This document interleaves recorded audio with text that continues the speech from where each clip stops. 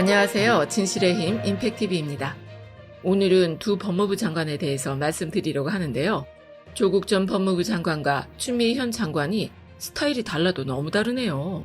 조국 전 장관이 모든 것을 다 밝히고 난 다음에 확실한 명분을 가지고 움직이는 스타일이라면 추미애 장관은 지금 가지고 있는 걸 10분 활용해서 상대편 숨통을 조이는 스타일인 것 같아요.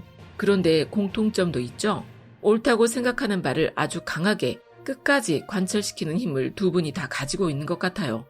얼마 전에 추미애 장관이 검찰총장 지휘권을 행사하면서 윤석열을 아주 확실하게 굴복시키지 않았습니까?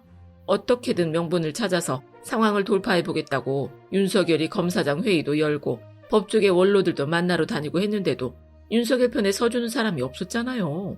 결국 깨갱하면서 최측근 비리 사건에서 손을 뗄 수밖에 없었는데 추미애 장관이 이번에는 한 발 더 나가서 윤석열 부인이랑 장모 사건을 슬쩍 짚고 나왔어요. 맨날 검사 출신 아니면 학자 출신 법무부 장관만 상대하다가 오선의 당대표급 추미애 장관을 상대하려니 백전노장이 따로 없죠. 윤석열이 아무리 정치질을 해봤자 부처님 손바닥이 아니겠어요? 국회 본회의 기사를 보면 유독 뒤에서 찍은 사진들이 많잖아요. 국회의원들이 앉아있는 뒤쪽으로 기자석이 뺑 둘러 있거든요. 2012년에는 새누리당 대표가 휴대폰을 척 꺼내놓고 문 깨끗 안 아동틱이라는 메모를 보여줘서 화제가 되기도 했어요. 당시에는 일부러 그런 메시지를 노출시키는 걸 보면 안철수보단 문재인 대표를 상대하는 게 더 쉽다고 판단하는 것 아니냐는 말까지 돌았었는데요. 정말 그런 전략이었는지 모르겠지만 문구 자체만 놓고 보면 놀랍도록 정확한 판단 아닌가요? 문 깨끗 안 아동틱. 가끔 이상한 사진 보다가 걸리는 덜 떨어진 의원들이 있는 것도 사실이지만 유력 정치인들이 찍히는 경우에는 대부분은 알고 찍힌다고 봐야죠. 추미애 장관에 대한 탄핵 소추안이 발의된 날 국회 본회의장에 간 추미애 장관이 휴대폰을 켜고 기자들을 향해서 잘 보고 있는 건희? 하듯이 꺼내든 문건이 바로 윤석열의 처 김건희 씨랑 장모가 엮여있는 문서였다는 것 아닙니까? 토지 매각 추진 및 대출금에 대한 연체 발생이라는 소제목도 보이고 김건희랑 장모 이름이 등장할 때는 커다랗게 확대까지 해주는 센스를 발휘했어요. 다음 차례는 너라고 윤석열 이맛박에 레이저 포인트를 딱 찍어 놓은 것 같잖아요?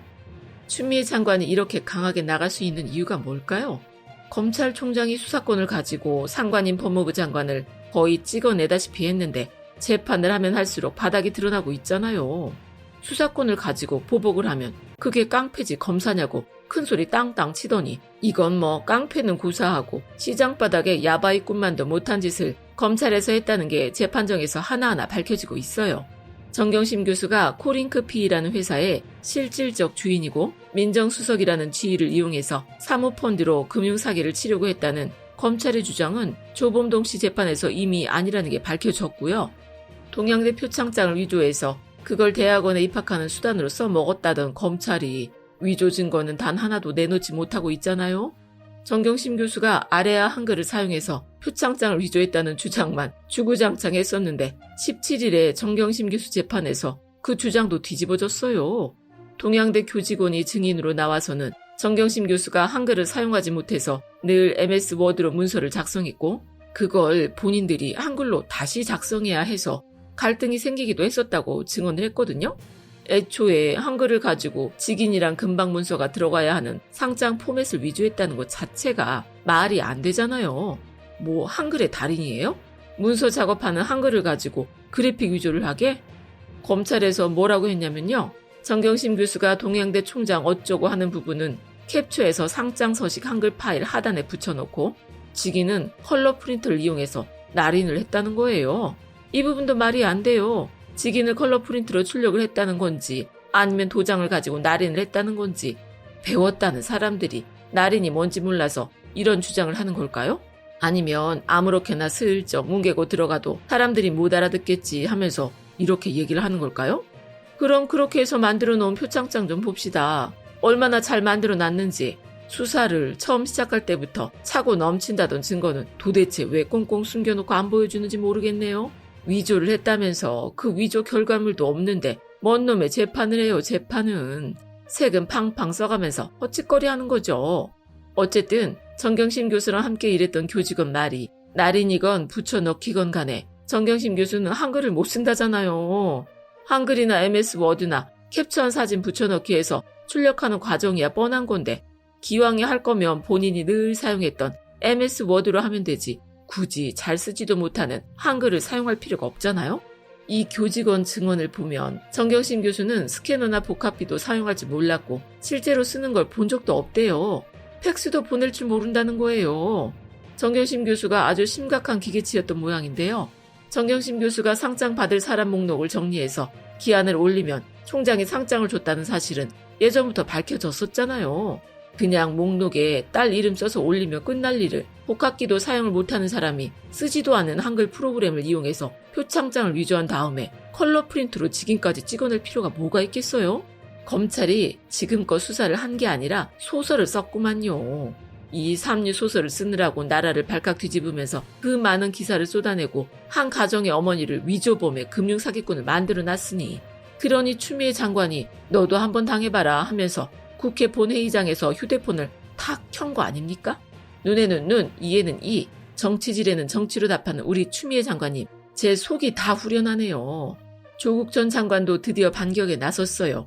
20일에 작년 하반기에 자신과 가족들을 향해서 쏟아진 엄청난 양의 허위, 과장, 추측 보도에 대해서 언론사에는 정정 보도를 청구하고 기사를 작성한 기자한테는 손해배상 청구를 하겠다. 그리고 언론사나 기자가 아닌 개인 유튜버에 대해서도 손해배상 청구를 하겠다고 밝히면서 불법성이 심각한 경우에는 형사고소를 병행할 거라고 얘기를 했는데요. 21일 뉴스공장에서 총수가 그러더라고요. 형법 국내 권위자와의 법적 싸움에서 다들 잘 살아남길 건투를 빌어드립니다 하고 말이죠. 조국 전 장관이 법학과 교수인 건 뭐 다들 아는 사실이고 얼마나 유능했으면 논문 인용 지수가 1등이라고 하겠어요. 그 조국 교수 전공이 형법이에요. 재판 과정에서 봤으니까 알겠지만 아무것도 없지? 이제 니들 다 죽었어. 마치 조국 전 장관이 이렇게 얘기하는 것 같은 환청이 들리네요. 처음에 검찰을 철석같이 믿고 기사를 쓸 수 있죠. 그때 뉴스가 얼마나 잘 팔렸습니까? 홍수처럼 쏟아지는 기사 퍼나를 수 있어요.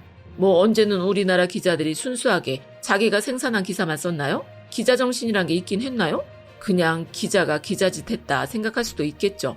그럼 기왕 하던 기자짓을 왜 반대 증거가 나왔을 땐 안 하는 거예요? 재판해봤더니 아무것도 없더라 하면서 검찰 까대는 기사는 왜 한 줄도 안 쓰고 입 꾹 다물고 있느냐고요. 그놈의 기자짓도 상황 봐가면서 하는 그 비굴하고 비열한 행태를 도대체 언제까지 눈 시퍼렇게 뜨고 봐줘야 하는 건지 모르겠네요. 조국 백서를 만들겠다고 증거도 잔뜩 수집해 놨겠다. 검찰이 열심히 털어준 덕분에 기자들이 아무렇게나 툭툭 던졌던 의혹들이 거의 다 사실이 아니라는 것도 밝혀졌겠다. 조국 전 장관이 워낙 명석하고 치밀한 사람인데다 지금 일도 없잖아요. 아주 뼈까지 발라먹을 기회네요. 기회. 이런 기회 쉽게 오지 않죠. 검찰이 던져주는 먹이 받아먹으면서 조국 가족을 회쳐먹고 찜쪄먹고 할 때는 신났겠죠. 이제 지들이 횟감이 되고 나면 어떤 심정일지 궁금하네요. 친절의 절자가 끊을 절자잖아요. 옛날에 일본에서 죄인 목을 내리칠 때 제대로 숨통을 끊어주는 걸 친절이라고 했다던 말이 있는데 우리 조국 장관님이 얼마나 예의 바르고 친절한 분입니까? 이번 기회에 아주 친절하게 검찰이랑 기자들을 상대해 주자고요. 끝까지 시청해 주셔서 고맙습니다.